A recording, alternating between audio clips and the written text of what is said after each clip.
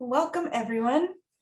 It's great to see some same faces from our first event in the Biogeosciences Safety Series and some new faces as people are coming in. We'll give ourselves just one more minute and then we'll get started.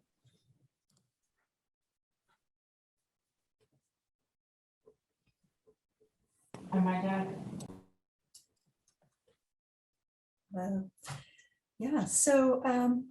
Today is the second event in the AGU Biogeoscience section series on safe and inclusive fieldwork.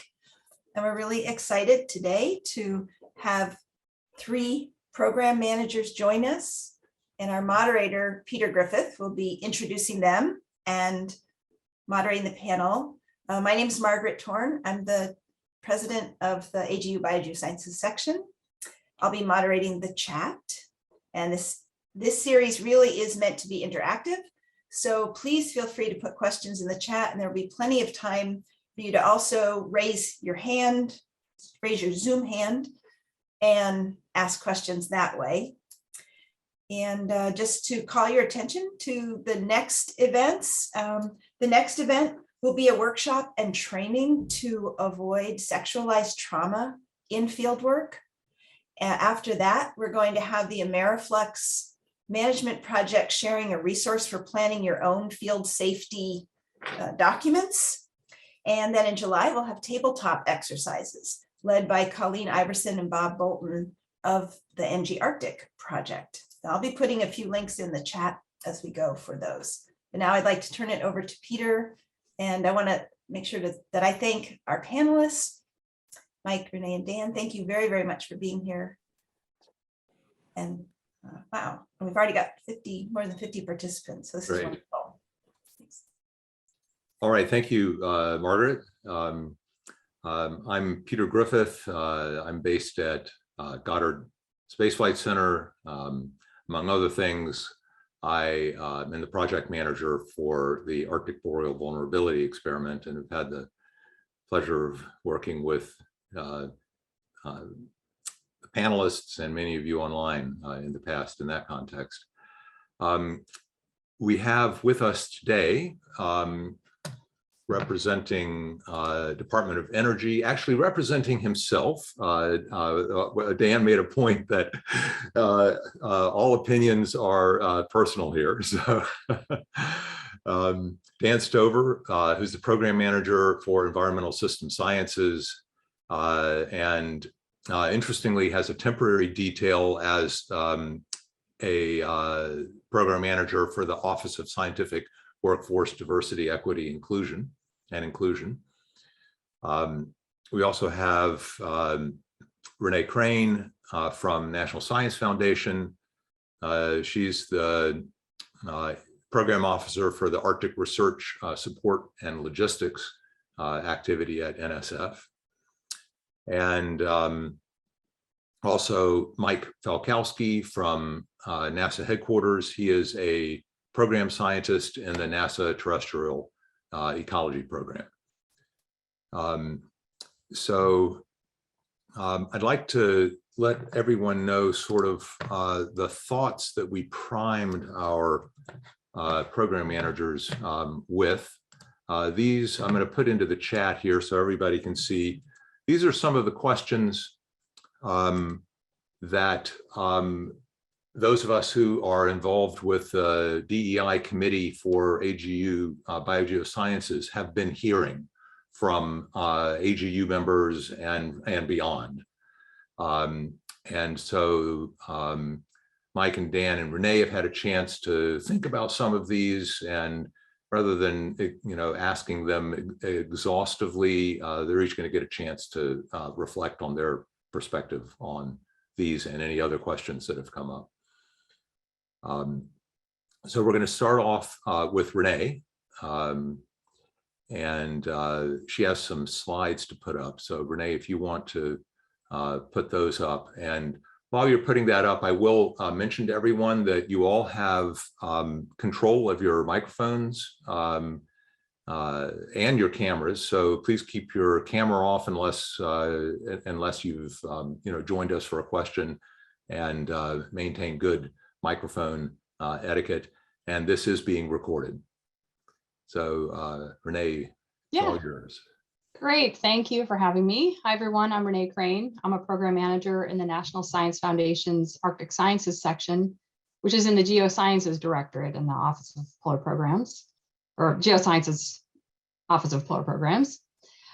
So my perspectives really represent my experiences as a program manager in the Arctic Sciences section, though I did speak with colleagues in the Antarctic Infrastructure and Logistics section and colleagues that work and help oversee the Oceanographic Research Vessel program through UNOLS. So I'll share some information from their perspective as well. And I imagine we'll talk about a lot of things today, but I do want to start by recognizing that harassment, bullying, and sexual harassment are not only unacceptable behaviors, they are unsafe behaviors. And the National Science Foundation is a grant-making agency, and so almost all of our funding goes out to grantee institutions, which by our terms and conditions of the awards are the responsibility of those awardee institutions to implement. And so all the responsibility is on the awardee institutions and the PIs. But that said, particularly in the Arctic, the Antarctic, and on research vessels where fieldwork is especially challenging, the environment is challenging, the group, lots of small groups of people out doing fieldwork, NSF does provide additional support because safety is very important to NSF, and I do mean all different types of safety. So I'm going to start with a few different policies as context and a few specific safety-related activities that we do and provide at NSF, and then turn it over to my colleagues. So I'll just give you a couple minutes overview. So NSF does have policies on harassment. First of all, NSF does not tolerate sexual harassment or any kind of harassment at grantee institutions, field sites, or anywhere NSF-funded science and education are conducted. So trying to make a very clear statement from our agency about what's acceptable and not acceptable. In the Arctic, all the federal agencies that support research through the Interagency Arctic Research Policy Committee, or IARPC, have ascribed to the principles for conducting research in the Arctic. And the principles include 5 things: accountability, communication, respect for Indigenous knowledge and cultures, building relationships, and environmental stewardship. And the very first principle under accountability is to promote a work environment that is safe, harassment-free, and inclusive, and that principal investigators and co-PIs are responsible for all the decisions under their project. So again, trying to highlight, safety and the environment that we create for field work and where the responsibility for that primarily lies. Within the Office of Polar Programs, we have a code of conduct as well. Many of you may be familiar with that. And essentially stating that the primary reason for being in the polar regions is to conduct research or operations there, that all personnel will treat each other with dignity and respect. Oops, I meant to advance these a couple. And that it's everyone's responsibility to provide a safe workplace and protect the polar environment. So everyone who's working in the Antarctic program signs off on those principles, and in the Arctic, in many locations, they have an opportunity to review those principles as well. And then finally, very recently, last week, the National Science Foundation put out for public comment a new proposal requirement to include a section on safe and inclusive field, vessel, and aircraft research. And so it's everyone's opportunity to go to the Federal Register and take a look at this passage. There's many other changes to the grant proposal, the PAPG as we call it, the proposal and award policy and procedure guide. So the requirement would be to include a 2-page summary for providing safe field work. And the document would include a description of the field location, any specific challenges the group may encounter that they're anticipating, and how the project will try to overcome or manage these challenges and support an inclusive environment. It's really what the focus is. It's not every piece of physical safety, but it's really focused on that inclusion piece. And I think all of these documents reflect a notion that we really need to democratize information across fieldwork in teams and no longer have sort of a pyramid structure where only the PI really knows what's going on or knows how to call for help or knows what to do in an emergency, but we really want to level that out so that everyone would know how to respond in emergency. Everyone feels like they can speak up and point out something that seems unsafe, or they know how to use a satellite phone or take other action. So the public comment period is open until June. I didn't write down the exact date, but again, just really encourage the PI community to take a look at that document and put their comments in through the Federal Register process, so that when it goes out and becomes in effect in January of 2023, we've really thought through all of the implications, and we've put forward a really good requirement for proposals. So a little bit more on a couple of other things that we do to try to create a safe environment in the field is provide training, and also some other specific risk management actions. Training that is provided in the Arctic program includes discussion of harassment in the field, discussion of teamwork and how to build communication to avoid those kinds of situations blowing up. There's chief scientist training and some other things I'll highlight for the marine science community. So really there are opportunities for PIs to become more conversant in how to develop field teams in a way that reduce risk. And there are specific trainings and things that we provide as well for field work, like risk assessment for projects. People working in crevassed areas, we use the Army Corps of Engineers, Cold Regions Research and Engineering Lab helps with analyzing imagery to understand whether the crevassed area they might be working in poses any particular physical dangers. And we also at times will ensure that a project has mountaineers or other risk managers in the field with them. So these are just a few things that I could highlight coming from the Office of Polar Programs. It's important to have an active dialogue with the research community. I think this is a great opportunity. Back in 2014, we held a workshop about Arctic field research safety. And last year, we held one that was specific to fieldwork in crevassed areas. So we can continue to have these kinds of dialogues focused on specific types of fieldwork, or really just update the conversation that we had from 2014 and make it more inclusive. So I'm looking forward to this panel. I want to turn it over to my other panelists then. Thank you.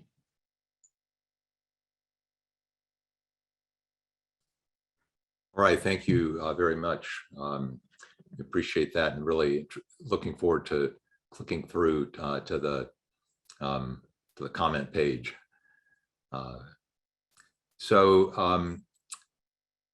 Flip a coin between Mike and Dan. Either one of you have a preference?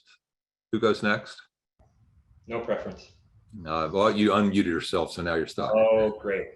All right. Well, thanks, Peter. Thanks, Renee. So yeah, as Peter mentioned, I'm a program manager at NASA headquarters, and I help manage the terrestrial ecology program. And one of our big efforts in the terrestrial ecology program right now is the Arctic and Boreal Vulnerability Experiment. And so some of my remarks are really centered around what we do in terms of safety and risk management through above. But I guess a little bit more of my background is, before I took this position with NASA about 4 years ago, I was an academic for close to 10 years, maybe 9 years. And so I've seen both sides of this coin as a PI in the field on NASA funded work and funded work from other federal or state agencies, and then also now being a program manager. And when I think about NASA thinking about safety in terms of field science, I'll first and foremost say that NASA is a very safety conscious agency. And in fact, I would say it's hyper safety conscious sometimes, but a lot of that really revolves around ensuring the safety of people around hardware like rockets and satellites and aircraft, and putting people into space, be it to the moon or on the International Space Station. And so we certainly have lots of agency-wide or specific guidance in terms of safety in relation to a lot of those activities. Certainly, if we're gonna set foot on an aircraft, or have some of our PIs or students set foot on an aircraft, they have to do all this proper safety and medical trainings to do that. But there isn't anything agency-wide, as far as I can tell, on field science. And a lot of those situations in terms of safety fall to individual program managers and individual programs to define and execute.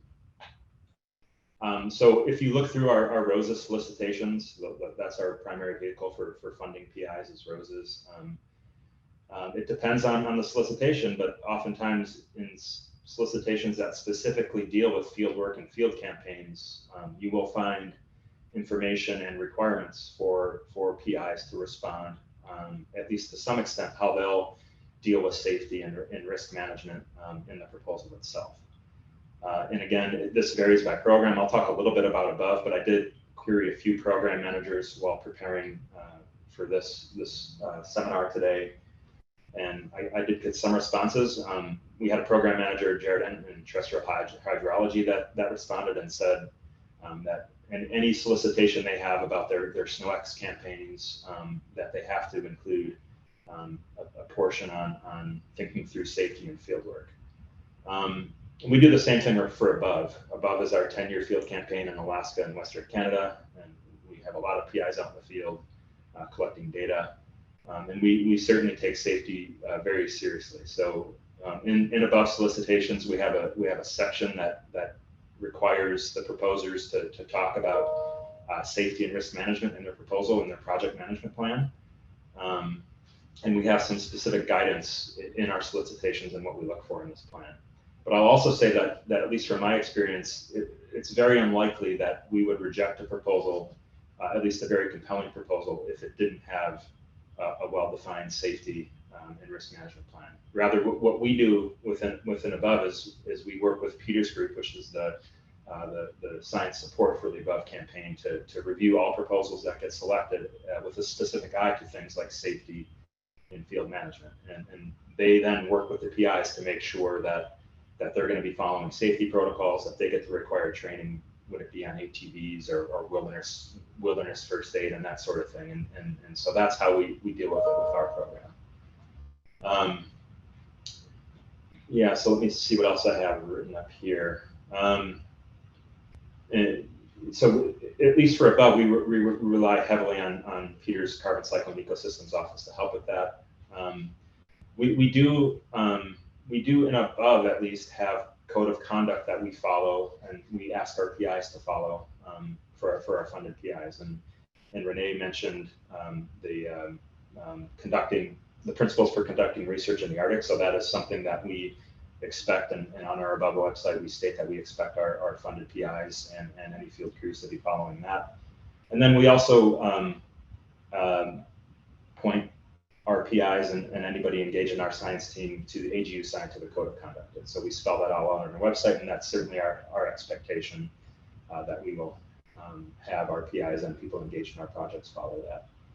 A little bit about reporting. I'm a little less familiar with this. Certainly, we have mechanisms within NASA for people to report any sort of safety violations. But it becomes a little fuzzy when it's a non-civil servant or a non-NASA contractor engaging in some of that activity. And so we try to deal with a lot of those situations without going through official channels. And it's not clear to me, at least, if it's a non-civil servant or non-NASA contractor, what steps can actually be taken to sort of mitigate those situations in an official manner.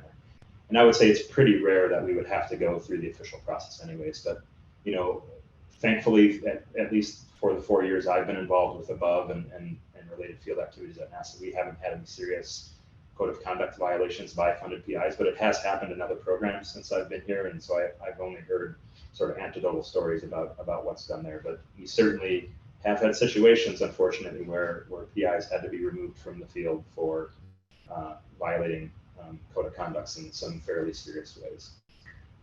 So I guess that's where I'll wrap up my comments. I'm sure we'll have more to add after questions, but I'll hand it over to Dan. Okay. So I've broken up my comments into kind of 3 areas. One, kind of some general comments, some specific to DOE, and then some talking about some challenges that may help spur some conversation with us later on. And so the first major comment I want to say is that we all play a major role in safety. It's not a one person's responsibility. We all play a piece into this. And I think that and a piece of advice that I would give to folks is to think about safety and how we define safety.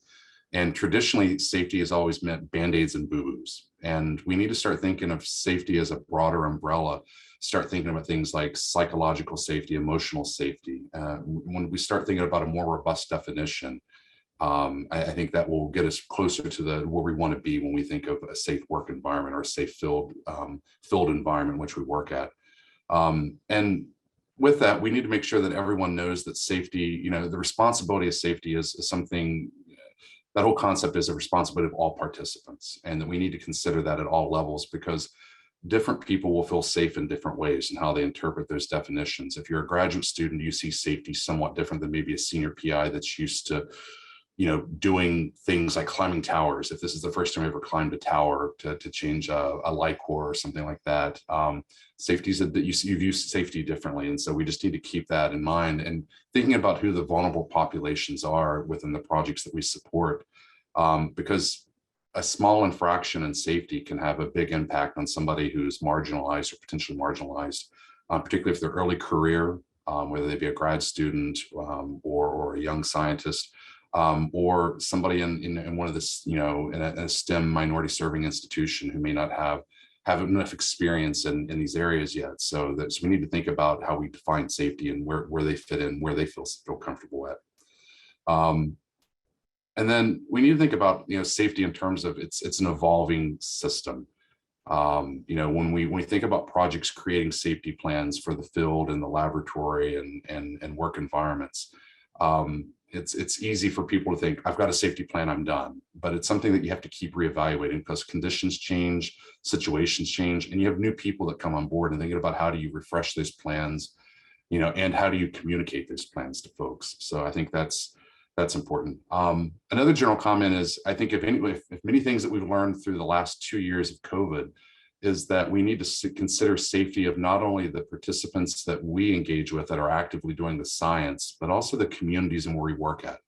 And I think about this, for the next generation ecosystem experiment in the Arctic, NG Arctic and above, who really had to spend a lot of time and care with thinking about how we work in those communities that often don't have the same equal access to healthcare that was really highlighted during the pandemic. So safety also includes a dimension that means the communities and where we work in as well. So going a little diving in a little bit more here towards towards the DOE side, very much like most of the federal agencies now, we all have some type of a statement. In our case, it's called a statement of commitment, which guarantees and ensures that all projects and all personnel that we support, abide by an agreement that, you're to act in a safe manner, to be respectful, to be inclusive, and the commitments of those tenets. And so that's something, and I can drop the link into the chat room for our statement of commitment, and we do mean that. In the sense, it's not just words that we threw together, but there is an intent behind that, which is important. Thinking forward, currently at this stage, at DOE, we fund things in two different, pots of money. We have a pot that goes to the DOE National Laboratories, which they're managed, we own the national labs, and they're managed by our contractors. And then we have the University Academic Awards, which come in through, like Mike said, they go through NASA Rosa's, for theirs. For us, we have FOA's funding opportunity announcements. And at this state, we don't have a requirement yet for a field and safety plan as part of the FOAs, although that is something that we are pushing for. And I suspect in the next few years, that will be something that will be a requirement, although it does create a challenge of how do you review those plans appropriately. Within the DOE National Laboratory side of the house, we do require, at least for my program, the Environmental System Science program, we do require field safety plans as part of all the proposals that come in. And those have many challenges associated with what happens if you have multi-institutions, and every institution has a different set of standards or a minimum threshold. And so I think that creates a unique challenge that we need to think about, which set of standards, is the lowest denominator here that you have to report to or to expect to. It's in some ways, it's the Liebig's law, the minimum here about, is that the baseline that we have to set that all projects abide to, and how do you go beyond that as well? Other things that I would say, from DOE's perspective, we do have a commitment, to to thinking about safety plans and thinking about how we be more inclusive, carefully plan our projects as we go forward, so that we do take into account, early career scientists, people that are from marginalized communities, people from communities and where we work at that may not have equal access to safe conditions, and how do we bring those standards and those minimums up to a point which ensure the safety of everybody and the science. It's just as important as the science that we do.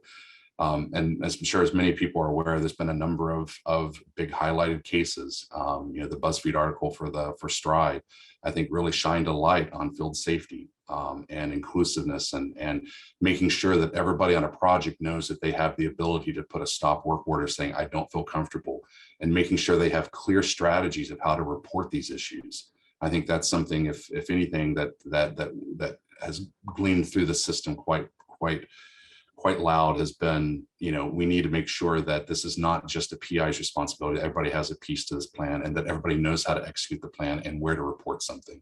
I think that's really, really critical. Building a culture of safety is not something you do overnight, and requires a lot of trust. And so it's really thinking about how a team approaches this. So some challenges that I see going forward that I would enjoy hearing, from the other panelists here is how do we review as federal program managers, field and safety plans, because there's a lot of caveats that come with those in terms of legal requirements, from depending on which states you're from and which entities and institutions that you work for. How do you deal with differences between multi-institutional field and safety and inclusion plans where there are legal differences between those? How do we stop, situations where it's generically called pass the trash, but situations where there have been bad actors or in bad situations where maybe it's an unsafe work environment or somebody who is ignoring safety requirements, how do we prevent that from going forward and people being able to sidestep some of this, and again, going back to how do we clarify clear processes to report those issues, both to the institutional level. Much like NSF, we make awards to institutions, and it's the institutional responsibility to ensure that the terms and conditions of the grant contracts are executed appropriately. But we also play a role in that as well. And so, so I'll leave it at that about thinking about how do we build a culture of safety. It's not something easy to do, but when you do it right, the teams really can outperform, and it's exciting to see when teams do that. So. I guess I'll toss it back to you, Peter. All right, thanks, Dan. Before we open up to the audience, I thought I'd give Renee and Mike a chance to reflect on what you've heard from the other two program managers, and I guess Dan sort of posed some questions there. Renee, do you have? I think, Dan and Mike definitely helped highlight some of the big questions and issues, and many of them are still outstanding, or they will end up being handled on sort of a semi case by case basis until an agency makes a rule. For example, if you have a multi-institution project, who has responsibility for investigating a Title IX report or something like that. But as an example, and I mentioned I put it in my slide, I didn't speak to it, but Tulloch Field Station in Alaska, which is run by the University of Alaska Fairbanks, requires that everyone who comes there take a Title IX type of training. And they, as an institution, have said that they will take on any investigations that happen. If something happens at Tulloch Field Station, UAF will take the lead role in that Title IX investigation. So there are some institutions that are stepping up where they have some purview over a situation if it's happening at their, the field station that they're operating. And we may see more of that promulgate through the network of field station operators, for example. But for grantees on multi-award institutions, it's still a bit of an open question. And I don't think we certainly haven't resolved it in our policies, and something that the community could discuss as well. But I think we all hit on this point that field teams are safest when everyone is feeling safe and comfortable and able to, be empowered to report things or just bring it forward. Hey team, does this seem like a good idea to you? Or I know our field plan was to work on this, but it seems like if we rush to go and do that, we're actually going to be putting ourselves in a really difficult situation. So there are some patterns that we recognize, and sometimes it's the most experienced people who become cavalier and don't take the precautions. And sometimes it's that drive to get more work done. Like we were given this grant to do this work and we need to do this work, when in fact more considerations need to be thought through by the team. And I think it's great that all of the agencies are coming out with statements or codes of some sort that really recognize the importance of inclusion and treating all field team members with respect and dignity, and really mentoring people to become good teammates and good field team leaders in their own right. Yeah, thanks, Renee. Mike, you want to toss something? Yeah.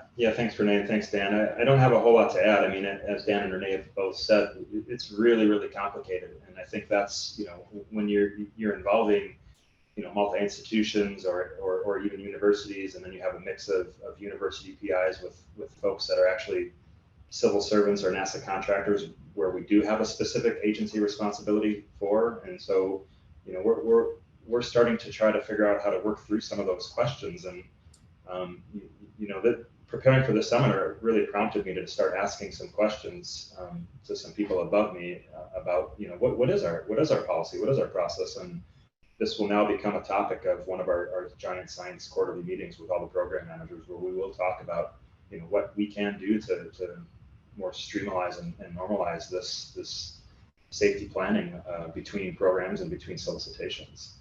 And I guess some of Renee's comments really made me think about, this idea of PIs pushing to get stuff done because they were rewarded to do a certain amount of work in a certain amount of time. Made me think about, all the things that happened because of COVID in terms of canceling some of our airborne campaigns and a lot of our field work. It was really, really hard at first for PIs to realize they couldn't go into the field. And some of them really pushed back and said, we really need to get this done.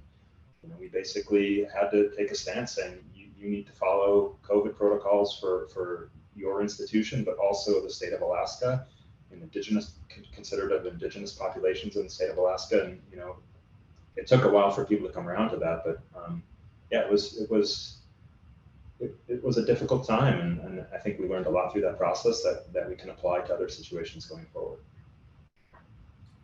Thanks, Mike. I'm going to throw in just a reflection of what I heard from a couple of you on the reporting. One is TULIC. It's terrific to be able to take advantage of TULIC as a base. It's been very important for us with Above. So, and I've admired a lot of the things that have been implemented there. The multi-institutional reporting thing has not been resolved by anyone, and there's so many nuances to it, and if you get the lawyers involved, then we're really going to be in trouble. But one of the things that we've done for Above is to kind of implement our own version of the Safe AGU program that some of you may have encountered at an AGU meeting.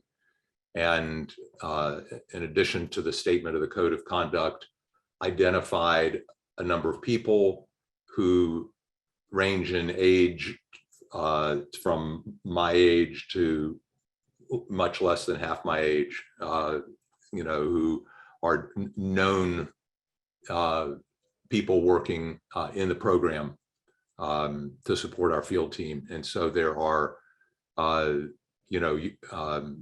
young women, younger men, people with different levels of authority who we identify to the science team.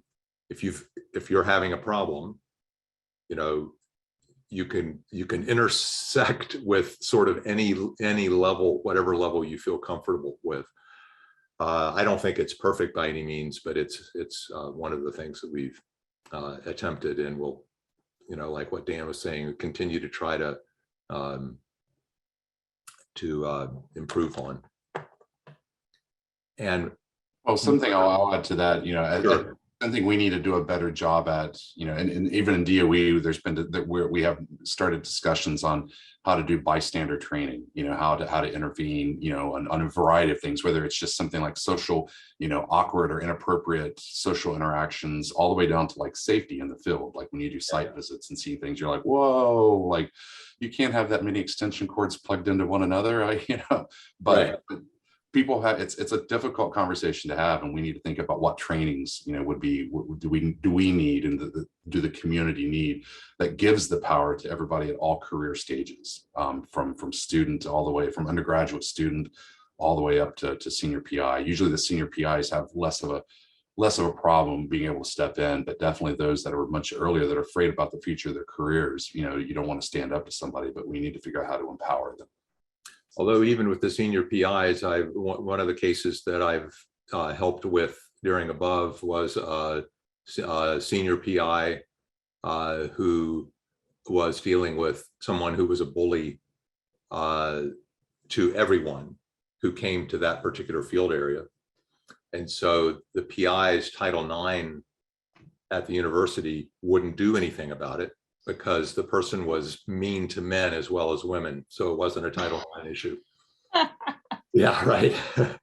Yeah, So but that agreed. I mean, there's the legal context of what is and is not Title IX, but we also recognize that there are protections against bullying and harassment of other kinds. So they can't, there isn't a way to hide from a responsibility to take action when someone is being a bully. And I'm glad that Dan mentioned bystander training. That is something that's incorporated into the field safety training that's offered for PIs going to the Arctic and their teams. At my elementary school, they call it upstander training. And I think that's a really good way of recognizing that it's about people standing up and not standing by. And I think that's another thing that we could infuse more into our scientific culture. Even, we have a culture where we are supposed to give a lot of constructive criticism to one another about scientific ideas and process and methods, but it isn't supposed to be personal. And I think that's where we have to really be clear. And when it's not constructive criticism, it's just nastiness. So I think we can do more as individuals and within our organizations and societies to really try to focus on what is appropriate academic behavior and then what is not appropriate and unprofessional, and then the scale goes on and on. So I'm glad Dan mentioned. It's been very helpful to have it's been very helpful to have the AGU Code of Conduct that from 2017 to be able to say part of scientific, the Code of Conduct for scientists. It's not just cheating on your data or your test or whatever, but it's also these elements that were added to it. Margaret, I'm going to ask, you had taken the role of, I don't see any hands raised. So let's go to the chat, and please feel free to have people unmute themselves. I see some of the comments. I can't actually read them over here, but why don't you handle the chat? Sure, great. Yeah, we do have some good questions and resources coming up in the chat. One of the more recent questions had to do with problems where people feel a conflict of interest. And this one, I think, is really common, that early career team members could perceive a risk of losing the grant that employs them if they report a problem. So, and there's other reasons too, of course, that people would hesitate to report a problem because they think they'll actually undermine their own career path or the project that funds them.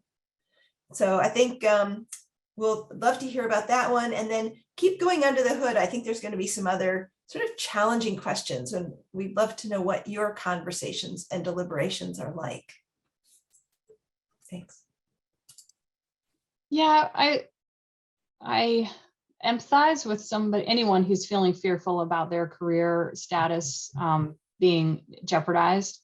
But I think that's part of the sense of developing a culture and developing trust, that and really having these effective policies and codes in place that really support people coming forward that say that it is the right thing to do, that the situation will be treated with delicacy and protecting the privacy of people, that the resolutions will be fair, and that it's not, no institution is really trying to pull away grant money after we've gone through this process and there's been a good idea that's been awarded, that there are a lot of different types of outcomes, and that taking away grant funding is the least commonly exercised option that we have. And so I think there's an obligation to report. I think many institutions have implemented that.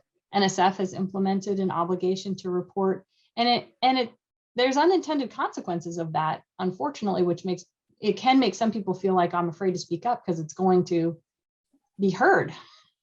But the reason we have the obligation to report is because we can't make it easy to bury things anymore, that they need to come to light, that bad news doesn't get better with age, and that it will come to light eventually. So if it's your project, if you're that PI and you're still concerned about what the outcome might be, you will be cast in the best light by being the person who brought it forward and said there's something wrong going on here. That will reflect the best thing back on you than it being excavated later that people knew and people didn't come forward. So it's hard in that moment, but just try to see past that moment to the future, where everyone's going to be looking back at you in that moment and saying you made the right decision to come forward, because now we can fix the problem.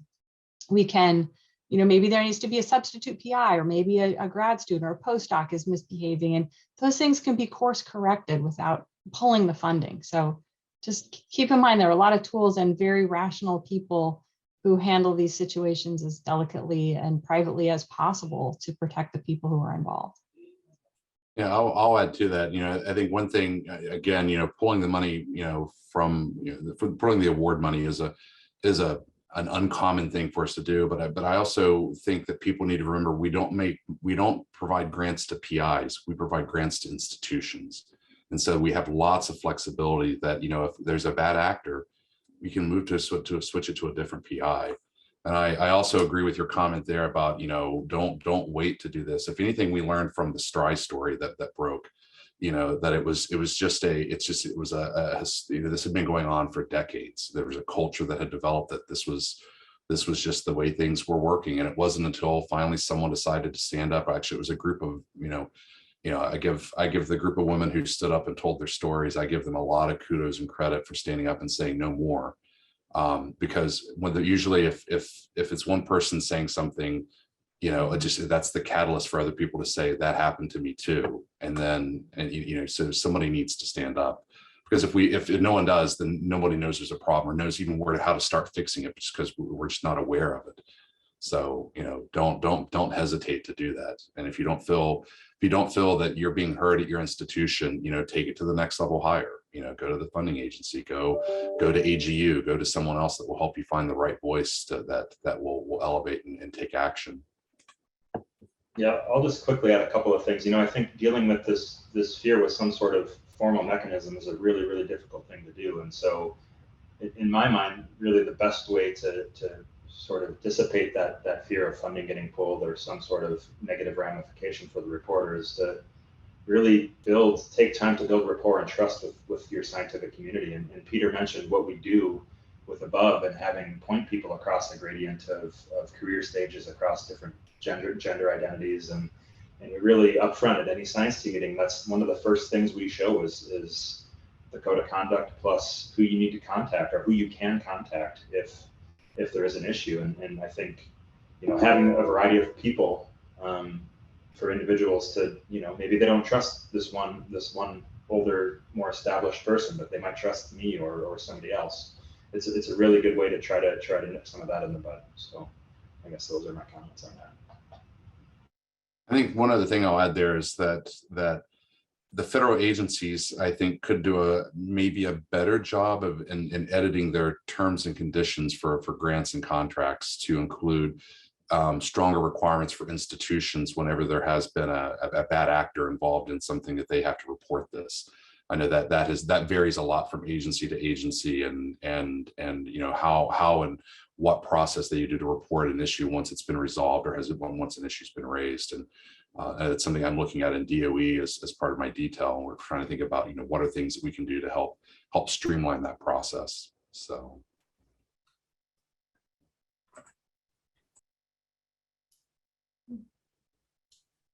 Margaret, do you see other things to pull out of the chat? Well, it's interesting to me that so far a lot of these questions have had to deal with these institutional challenges. Ruth Varner is sharing resources that they're developing for their biological infrastructure institute. No, biological initiative. Integration Institute. Yes, thank you.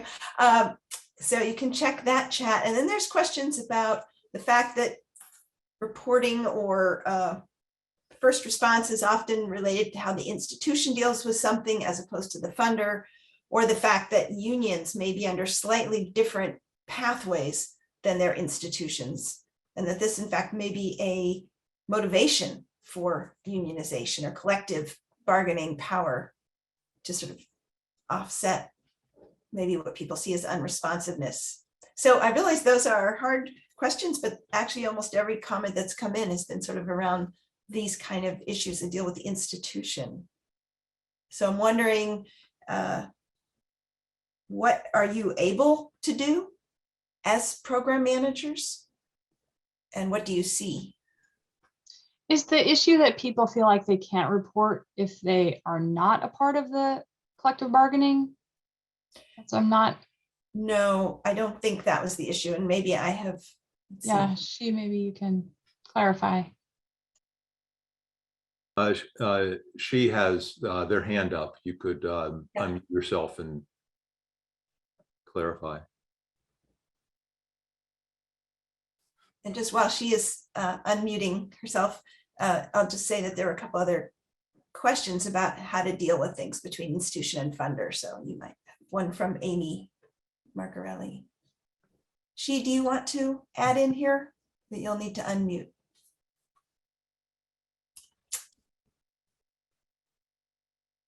Otherwise, anyone else want to raise their hand and ask a question? I mean, I have my hand. It looks like you've unmuted. She? Speak up. Oh, no, I'm Stephanie. Sorry. Well, you're on Shi Wang's computer. Really? Oh, sorry about that. So sorry about that. For some reason, that's odd. Yeah, so my name is Stephanie Chacon, and I'm a postdoc at LBL. And I've actually been talking to a lot of postdocs and graduate research assistants and teaching assistants in this idea of reporting harassment, bullying, sexual harassment, multiple things. And some of the issues that are really at the institution, for example, Title IX offices are understaffed. They're not responsive. Sometimes, investigations happen and the information is actually not shared. There have been many stories where institutions have, only informed one department, but the problem actors are actually in multiple departments, and other departments have no idea that this person was a bullier, a harasser, many of these issues, because the Title IX office, even if you're the reporter and you ask for the details of the investigation, many times they will not give it to you because there's kind of a wall. And so what a lot of people have been doing, and just to give an idea of, just to give a disclaimer, I'm one of the union members, and I'm one of the representatives who has been actively negotiating with our university to provide anti-bullying protections, to provide sexual harassment. And the reason why we do it is because we can do multiple things through the labor violation process. In the Title IX, there might not be guarantees for like a timeline, but the labor violation is the one that allows us to say, you need to respond within 15 days. You need to allow this employee who just reported this to be able to do their job aside, and protections against retaliation. There's very, very specific labor laws that we have in our like toolbox to kind of protect any of the reporters, in order to kind of keep the institution, on their toes to actually please do this. And that's one of the things, we have had to deal with, negotiating and pushback, say, no, we want to take care of this. But No, I think for Stephanie, us, thank you. yeah. Yeah, no, Yeah. that's great. And that may be things that are hard for a program manager, the people that we're talking to see, but let's see if they have any comments they want to add. It's certainly a very, very important point. I'll jump in on it, Margaret, just from the perspective of working at a federal institution like Goddard. Even though it's quote unquote one NASA, there are civil servants, there are people who are employees of multiple contracting companies. There are people who are unionized and people who aren't unionized. So it might be a little more analogous to what Stephanie, was that the who's on Shiwang's computer, was saying at the university system. Right. I've gotten kind of an impression just from our return to work process at NASA of how complicated it is institutionally, under the roof of Goddard. There are a whole bunch of different pathways to get us back into the office because of all these different employers. Let me give a chance now for people who haven't yet asked a question in the chat or who are listening to ask questions on really any topic that you want to address to our three program managers who are here from three different agencies. I think it's a really wonderful and unusual opportunity to ask them questions about how they see safety and how they don't see it, perhaps. What they're able to see, not see, how they can review proposals, what they see in the importance in project evaluation, anything at all that people might have an interest in.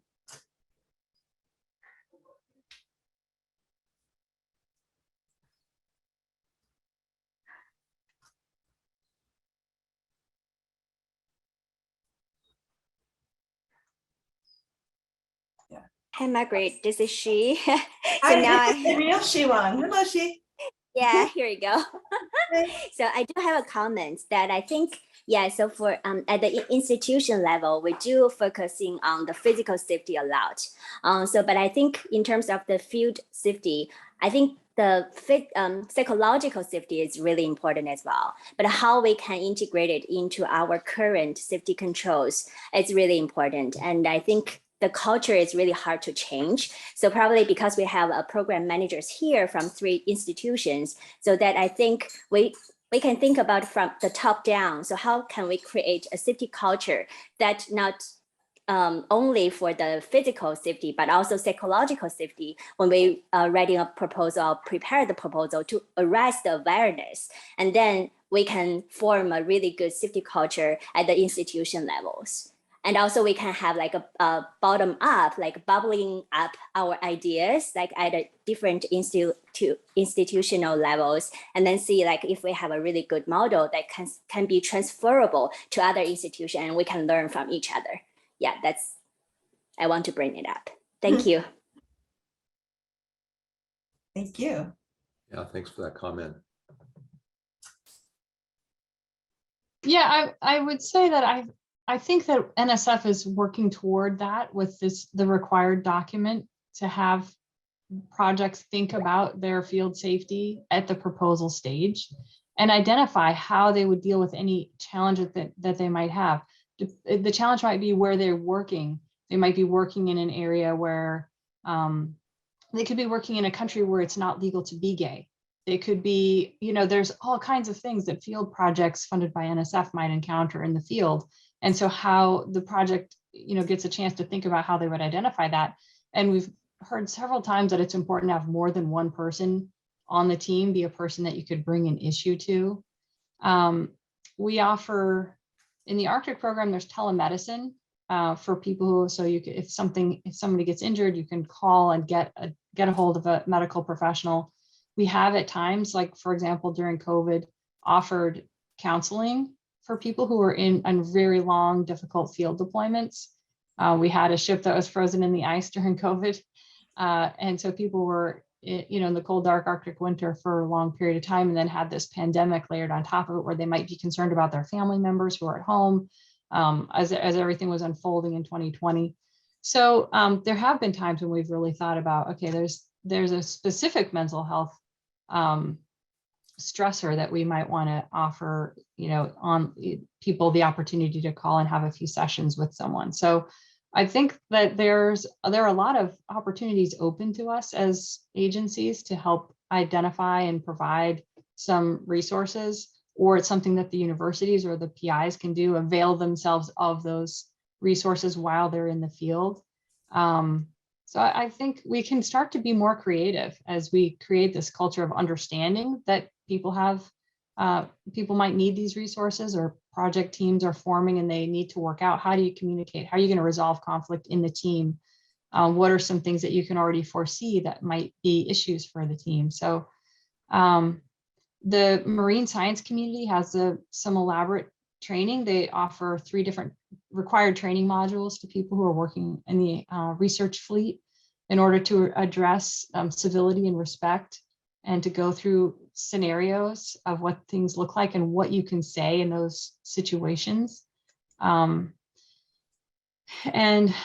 so I think there's opportunities for more training. And as I mentioned, some of the training that we offer includes like team building and communication, and what you can do as a bystander or upstander. So making those more common, easy to get, things that you could take online ahead of field work, or even while you're planning the proposal, to highlight issues the team might have. All those things. I think just seeing this group of people turn out as people who are interested in thinking about these issues is really heartening. Last 3 minutes for our hour, Dan, and then Mike. Any closing thoughts, comments? Yeah, I know. I would say I agree that it's hard. It feels good to see that people are paying attention to this. And I've been for years. I've been that one person thinking about safety and making sure that we have a plan. And so it's nice to see that it's getting some traction now across our agency and across our projects and the communities that we work in. So I think that's good. I still struggle a little bit with, if we move into a model where we're going to require field and safety plans and proposals, how do we review those in a way that it's not just a checking the box exercise? And I know that even though data management plans are now required in nearly every agency's proposal process, I still see reviewer comments that come in and say, like, yep, there's a plan, but is it a good plan? Is it a robust plan? And I worry that, if we require this, how do we place the right emphasis on this so that people would be able to provide good reviews on something like this? And that may just take time. It may take time for people to get used to experiencing, developing their own plans and executing their plans to be able to provide robust comments. But I always challenge. I'm always challenged thinking about how that looks moving forward. So. Yeah, I think it's a good point. And NSF is thinking about how will program officers treat the plans, how will reviewers treat the plans. But we have had, like you mentioned, the data management plan, postdoc mentoring plans. And I was around when NSF implemented broader impacts, and it did take some time, but all of those things we've become better and better at reviewing. And postdoc mentoring and data management plans were things that kind of came up organically as things that the research community, ought to be doing. And you hear, discussions about how everyone wants to do better at these things. And so I think, we are just developing better culture, more informed people who can evaluate those things with more than just a checkbox kind of exercise. So it may not be perfect at the gate, but as we move forward, it will get better. Well, it's going to be critical for us, to put money where our mouth is for this too. With data management, we now allow for people to include that into their budgets. And I think for things like field and field safety, whether that be training or having the right resources, whether that means everybody's going to be carrying an AED or a first aid kit, or whatever the cases are. Maybe it's making sure that there's a call-in number for emotional support, like you were talking about for the telehealth. We need to start making allowances for those in proposals to really make this successful. Yeah, we're at the top of the hour. I don't have a whole lot to add to that other than, I mentioned briefly the model that we use for above, where we have, if a proposal is selected or competitive, we have their safety plan and their budgets reviewed by Peter's group at NASA Goddard to make sure it's up to muster and that they have the resources in terms of funding that they need to get everything done. And so that works for above. It works quite well for above, but it may not work for every program. It may not work for every agency. So it's a good test case for us. And I guess I'll end with that. We are at the top of the hour. So Peter, do you want to? I'll just thank the panelists very much for your time. Thanks to everyone who came and joined in. Thank you, Margaret, for helping initiate the Biogeosciences DEI working group, getting that going. And you know how to find most of us, I think. And if you have any thoughts or want to reach out, please feel free to. Yeah. Thank you. Thanks, everybody. Thanks, everyone.